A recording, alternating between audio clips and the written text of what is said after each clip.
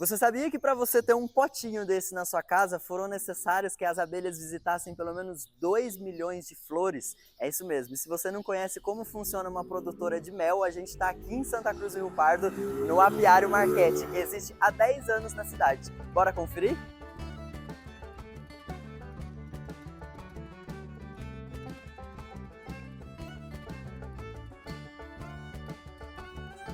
Seu Edmundo, e aqui a gente está num local da colheita do mel, né? Eu queria que o Isso. senhor explicasse qual que é o procedimento e o que vai acontecer aqui agora.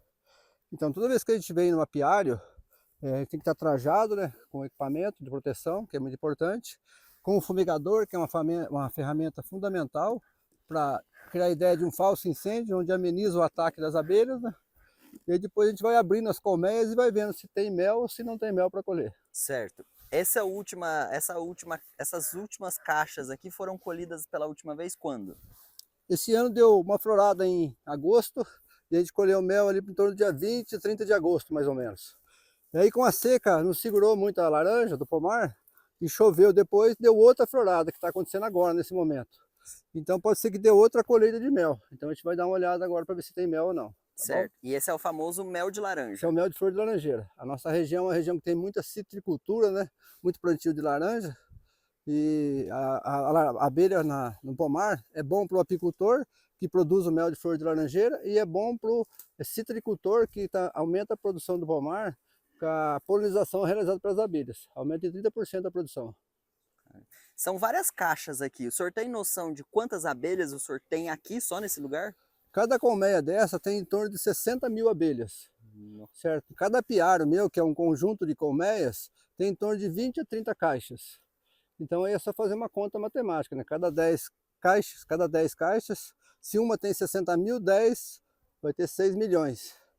1000 caixas vai ter 60 milhões de abelhas. Então é muita gente trabalhando, né? Pequenininha, mas bastante gente para trabalhar. Uma caixa dessa pode dar quanto de mel?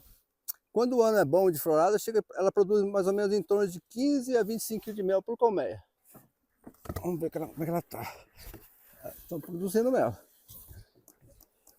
Então o procedimento é tirar a telha, né, que é a cobertura da caixa. Certo. Depois tira a tampa, né, que é essa parte aqui. Tirou a tampa e a gente vai nos quadros da colmeia, para ver se está produzindo mel ou não. Cada melgueira tem 10 quadros, né? Esses são os Olha, quadros. que coisa linda. Olha, aqui ó, é mel, ó. Olha o que nós estamos produzindo. Ó. Aqui é cria. Então um favo desse não pode ser colhido, ele tem que estar cheio de mel. E quando esses furinhos estão abertos, que são os alvéolos, o mel está verde. Ele tem que estar operculado para o mel estar maduro para colher. Está cheio de mel lá dentro, ó. Mas não está fechado ainda, né? Está aberto. Então ele tem que estar operculado. No caso aqui o mel está verde. Quando o mel está verde, ele tem muita umidade. Se você colher o mel assim, ele pode fermentar.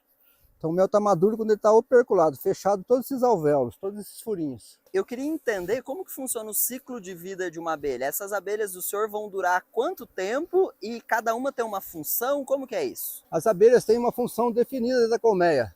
Ela é ovo, larva e pupa, na fase larval.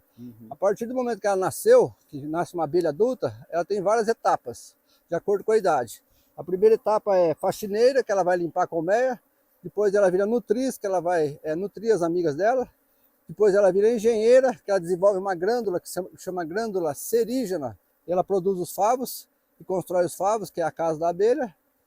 Depois ela vira campeira, vai trabalhar no campo coletando néctar do pólen. E tem uma outra fase que é guardiã, que ela fica na boca da colmeia para defender a colmeia de inimigos naturais. Que são basicamente essas que a gente está vendo aqui. As que estão atacando a gente aqui, que são as campeiras, que defendem as guardiãs, né? Certo. E dentro de uma colmeia tem uma única rainha, que do ponto de vista biológico só põe ovos, chega a pôr 3 mil ovos por dia, que dela depende a força do enxame.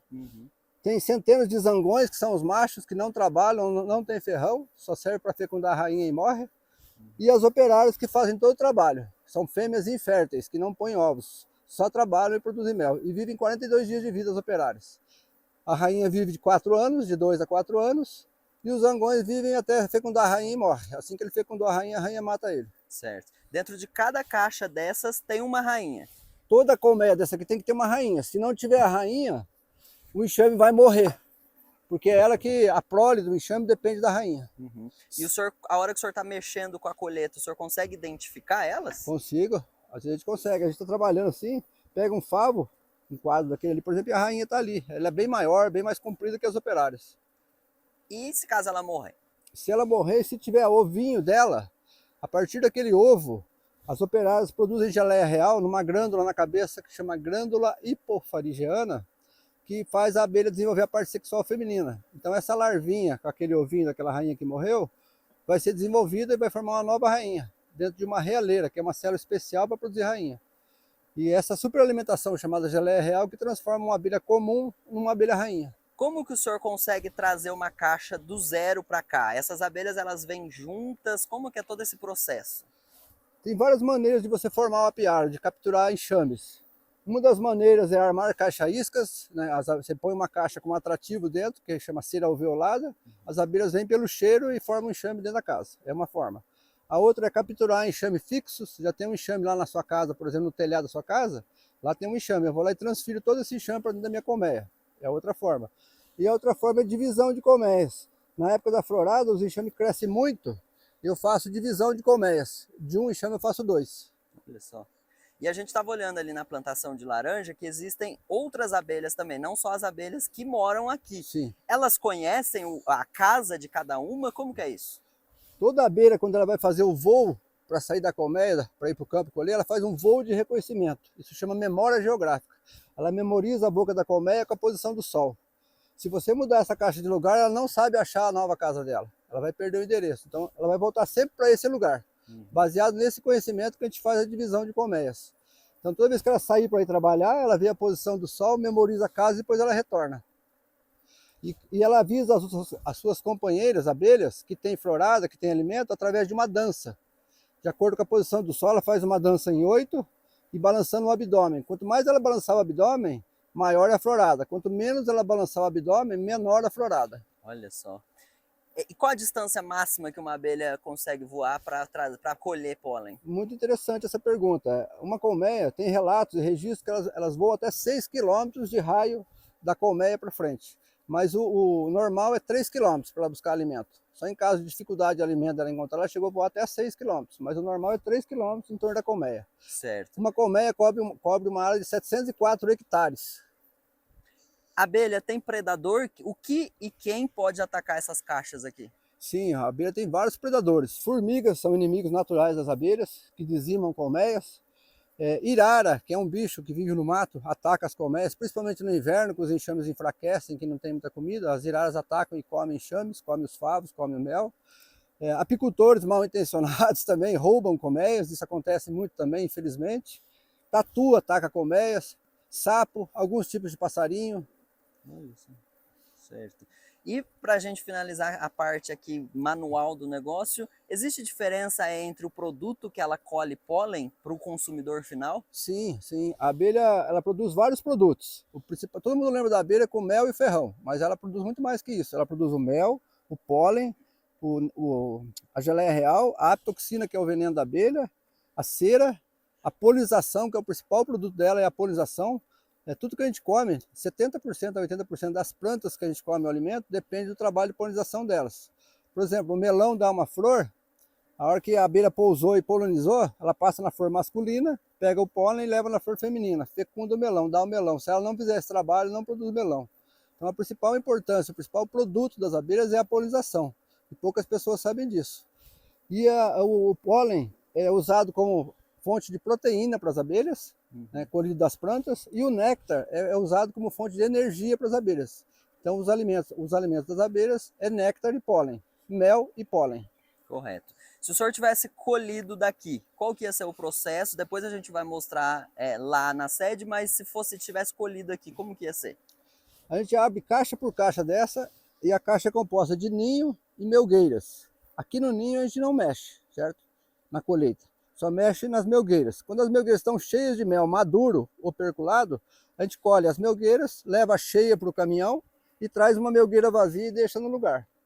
Aí quando deu umas 30, 40 melgueiras, que a gente passou uns 2 apiários desses, a gente vai embora para casa do mel, para beneficiar o mel, que é tirar o mel do favo bater na centrífuga, que eu vou explicar agora no próximo passo, e aqui ela fica trabalhando de novo naquela colmeia vazia, naquela melgueira vazia, até encher de novo, uma próxima colheita.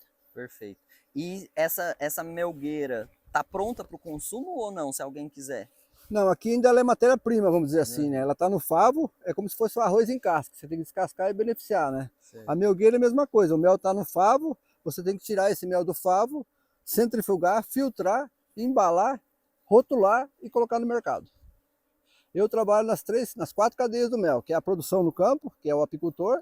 Eu trabalho no beneficiamento, que é tirar o mel do favo e filtrar. Eu trabalho no envase, né? E na distribuição, na venda, tanto para o atacado como no varejo.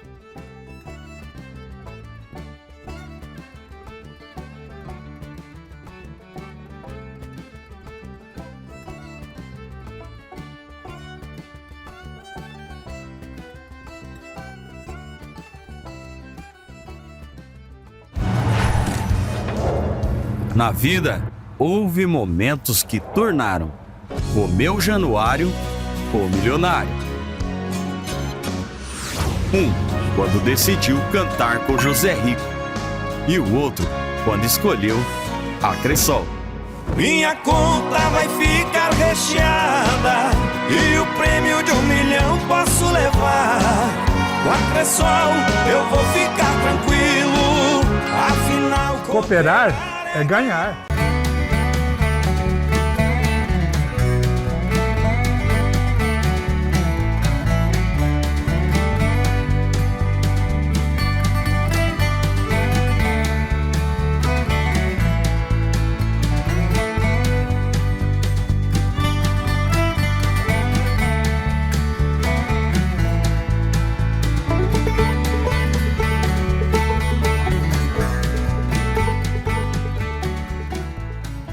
Solimã é confiança, 40 anos juntos pro agricultor. Solimã é a melhor, comercial cerealista, insumos agrícolas, a melhor logística é Solimã. De geração em geração, de grão em grão, parcerias e bons negócios, confiança e tradição.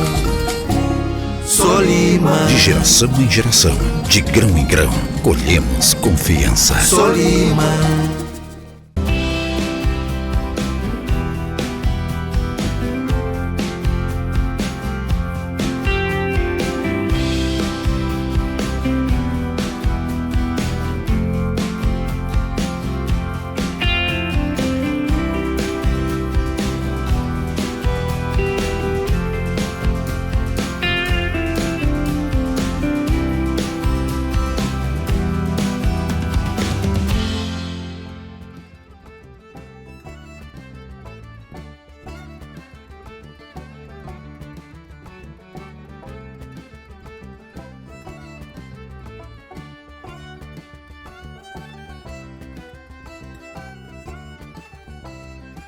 Edmundo, colhido os favos do campo, é para cá que eles vêm, né? O que acontece a partir de agora?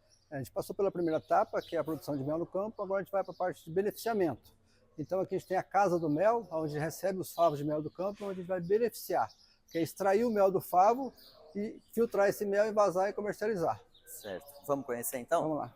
Aqui, ó, são as melgueiras que chegam no campo com favos maduros.